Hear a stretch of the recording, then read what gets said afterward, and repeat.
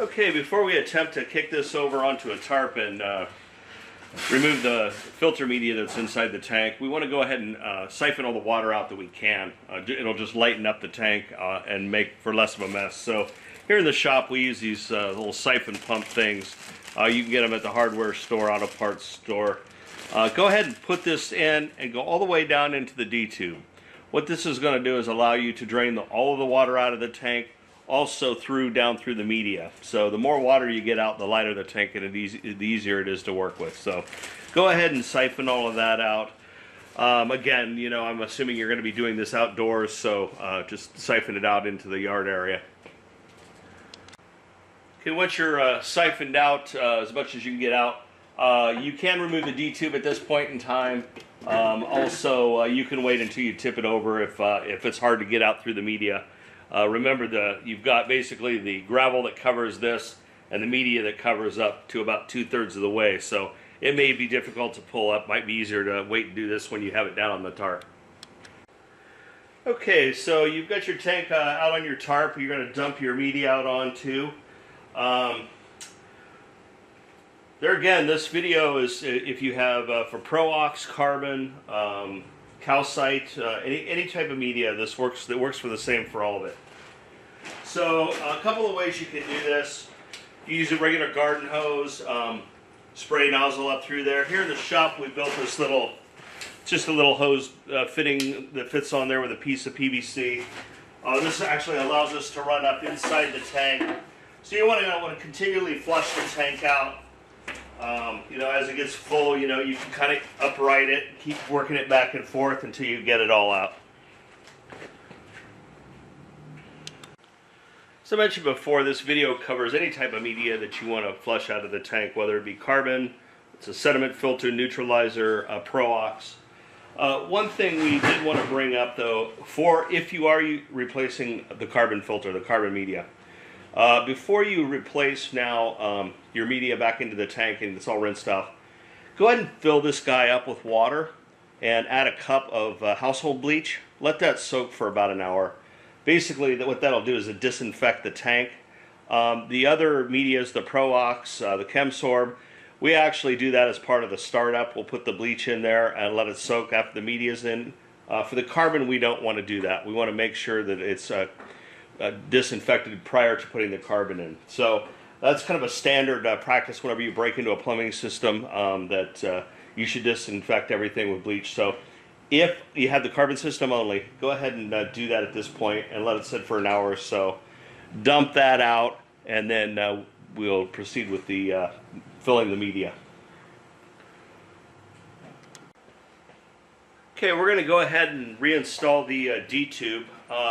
Again, what you want to do on the bottom of the D-tube, your basket here, this is actually, you know, the gravel covers this guy in the bottom of your tank. It's the first thing that goes into any media system. Do an inspection on this. Make sure you don't have any broken teeth, cracks, or anything like that. If you do, you're going to want to replace this D-tube. The other thing is you want to look at the end here where your O-ring seals and make sure you don't have any bad marks or scratches that'll allow that O-ring not to seal. So you want to do an inspection on that. If either of those are the case, then contact us and get a new tube. So we're going to go ahead and put the D-tube in. Now, remember, you've got to have this thing seated. There's a indentation in the bottom of these tanks this seats into. As you can see right now, this is not seated down. This surface here wants to be flush with the top of the tank. So kind of a neat little trick is you can kind of spin it with your finger like a top. And as you can see now, that guy is seated down.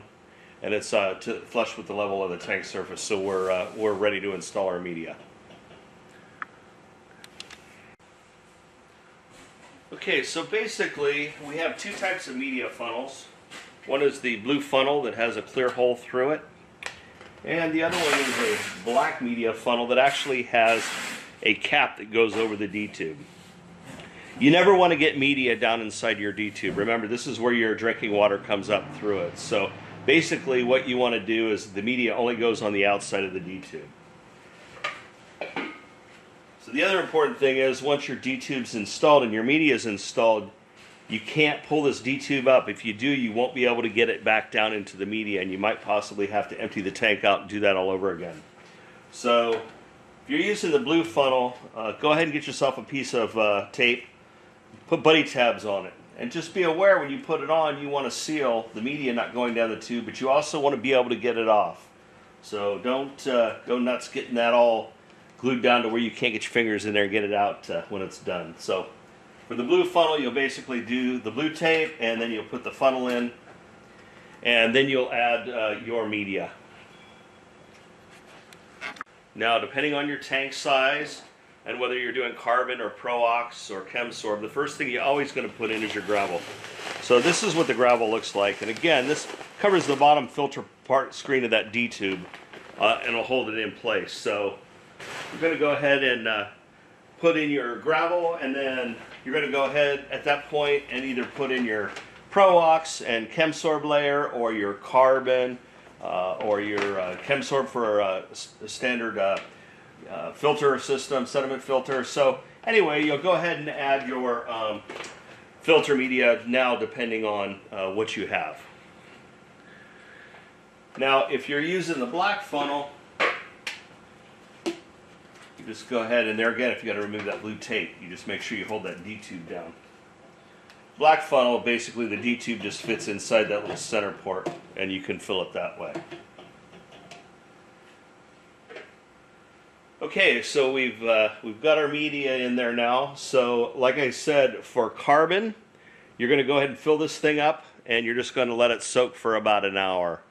For your Pro-Ox, for any of your other Chemsorbs, any of those, go ahead, fill it up with water per the startup guide, and then add a cup of household bleach and let that soak for about an hour. Again, you don't do the household bleach on the carbon. We've already done that prior to filling the carbon if you have a carbon system. Okay, we're going to go ahead now and reinstall the control valve to the tank. Again, you want to inspect these two O-rings here. Make sure you put a little lube on these guys. Just to get a little film on there. It makes it easier to remove if you have to service the valve, or next time you have to change the media out. So just go ahead and give those guys a little bit of work. And I'm also going to go ahead and put just a little lube on these bypass O-rings right here as well. And then this guy, just get the D-tube set into the center of the valve, and go ahead and thread this on. And again, you don't want to use a wrench or a strap wrench or anything like these. You want them hand tight, and you want that O-ring to seal, but you don't want to over tighten it because you can crack the valve body or the cylinder. So just make sure you get it tight to where it's going to seal the water, and you're good to go.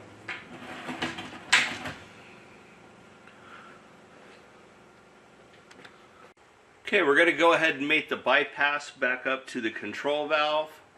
Again, you have these O-rings here on your bypass valve, and they seat inside the control valve. They seat inside the bypass valve, and you're basically just going to kind of feed that in.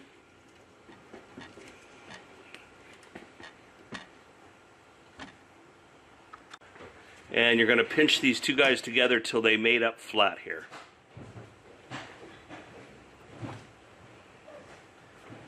We're then going to take our little metal clip, and it's going to go over the outside of both of those. You see there's the centerpiece, and it goes over the outside of both of those. So it clamshells around that.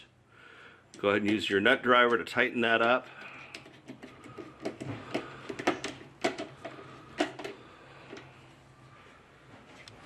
And again, you can see where these two things, we're going to mount it.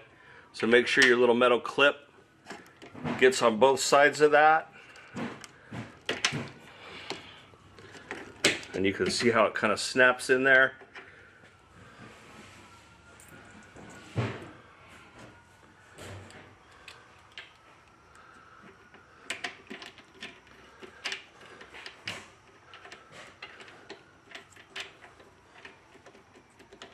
You want to make sure that's kind of even. You want to make sure both sides are even. And you can see how it clamps around both sides there. This is nice and even through here across the top. And here's another view of this. You want to make sure this is even through here. And then once you're snugged up, go ahead and tighten up.